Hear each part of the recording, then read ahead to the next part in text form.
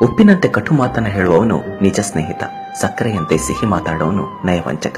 ಅದಕ್ಕೆ ಉಪ್ಪಿನಲ್ಲಿ ಹುಳು ಬಿದ್ದ ಇತಿಹಾಸವಿಲ್ಲ, ಇತಿಹಾಸದಲ್ಲಿ ಹುಳು ಬೀಳದ ಸಿಹಿ ಇಲ್ಲ. ಕಾಣದ ದೇವರಿಗೆ ಹಾಲು ಖರ್ಜೂರಗಳ ನೈವೇದ್ಯ, ಹಸಿದ ಬಡವನಿಗೆ ಒಣ ರೊಟ್ಟಿ, ಹಲಸಿದ ಅನ್ನ.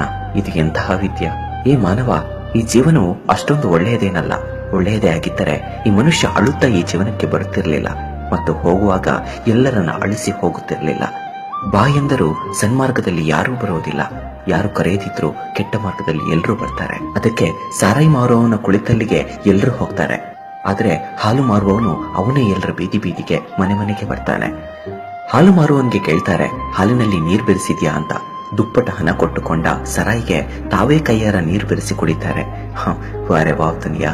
ಮದುವೆ ಸಮಾರಂಭದಲ್ಲಿ ಮದುಮಗ ಹಿಂದೆ, ದುನಿಯಾ ಮುಂದೆ.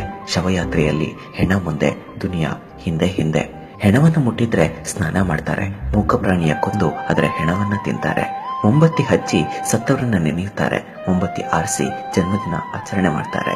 ಯಾವುದು ನಿನ್ನ ಭಾಗ್ಯದಲ್ಲಿ ಇದೆಯೋ ಅದು ನಿನಗೆ ದೊರೆತೇ ದೊರೆಯುತ್ತದೆ, ಯಾವುದು ನಿನ್ನ ಭಾಗ್ಯದಲ್ಲಿ ಇಲ್ಲವೋ ಅದು ದೊರೆತರೂ ಹೊರಟು ಹೋಗುತ್ತದೆ. ಇದುವೇ ಸತ್ಯ.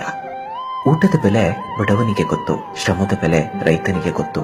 ಹುಟ್ಟಿದಾಗ ಜಾತಕ, ಮಧ್ಯದಲ್ಲೇ ನಾಟಕ, ಸತ್ತಾಗ ಸೂತಕ. ಆದರೂ ನಿಲ್ಲಲ್ಲ ಜನರ ಮಾತಿನ ಕೌತುಕ. ಬರೀ ಕಣ್ಣಿಂದ ನೋಡಿದ್ರೆ ಎಲ್ಲರಲ್ಲೂ ದ್ವೇಷ ಕಾಣುತ್ತೆ, ಒಂದ್ಸಲ ಹೃದಯದಿಂದ ನೋಡಿ ಇಡೀ ಜಗತ್ತೇ ಸುಂದರವಾಗಿ ಕಾಣುತ್ತೆ.